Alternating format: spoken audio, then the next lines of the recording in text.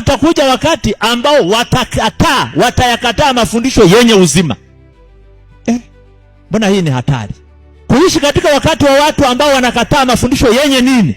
Sasa niwaulize, kama wakikataa mafundisho yenye uzima, watakuwa wanataka mafundisho ya namna gani? Si ni ya kuwaua?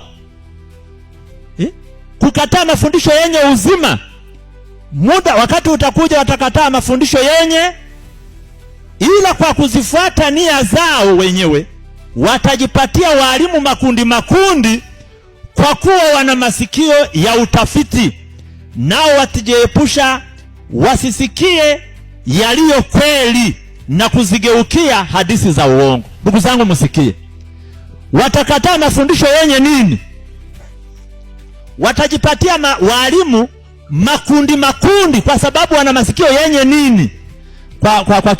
Kwa lugha yetu wamesema ya kwamba kwa kuwa watakuwa na masikio yenye kuwawasha. Ngoja niwaulize, kuna watu waliowahi kupata hiyo shida ya sikio kuwashwa? Huwa mnafanyaje? Unaweka kidole, wakati mwingine kwa sababu ni kikubwa hakifiki. Unatafuta limjimti alafu unaingiza huko, kwa sababu masikio yako yanafanya nini? Yanawashwa.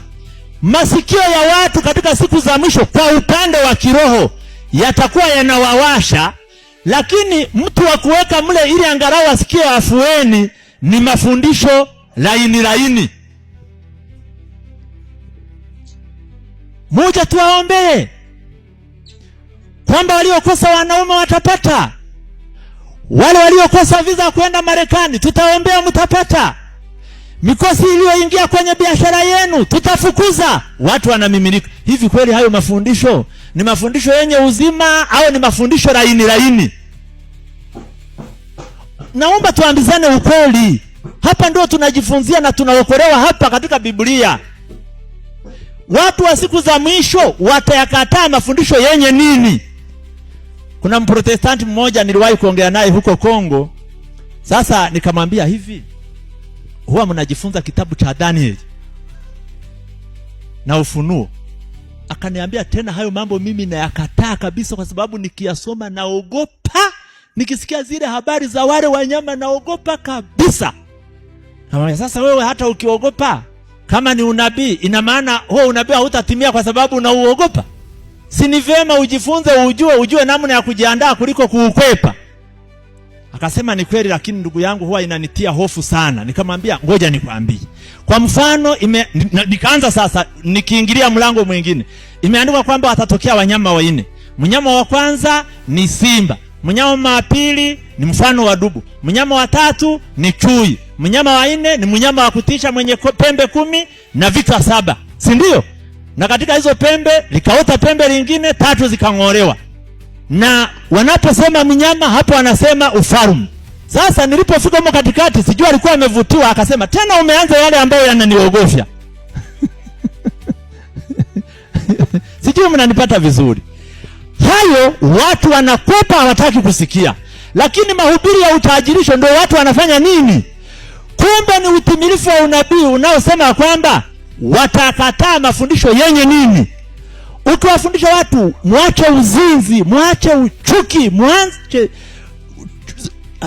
husuda, mwache mambo mabaya, hayo hawataki kuyasikia.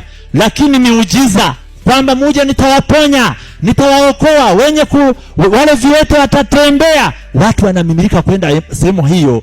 Lakini kuogopa dhambi namna gani waipone, watu hawataki kufundishwa.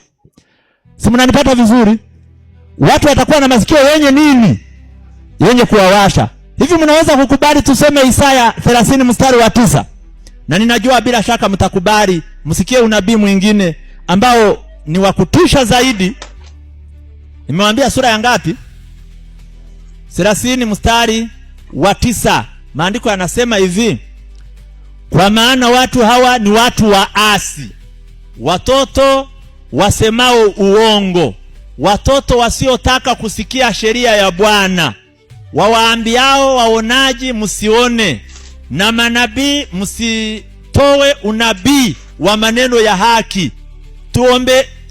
Tuambieni maneno laini. Hivi mnasikia? Watu wa siku hizi wanawaambia wahubiri ya kwamba wawaambie maneno ya namna gani?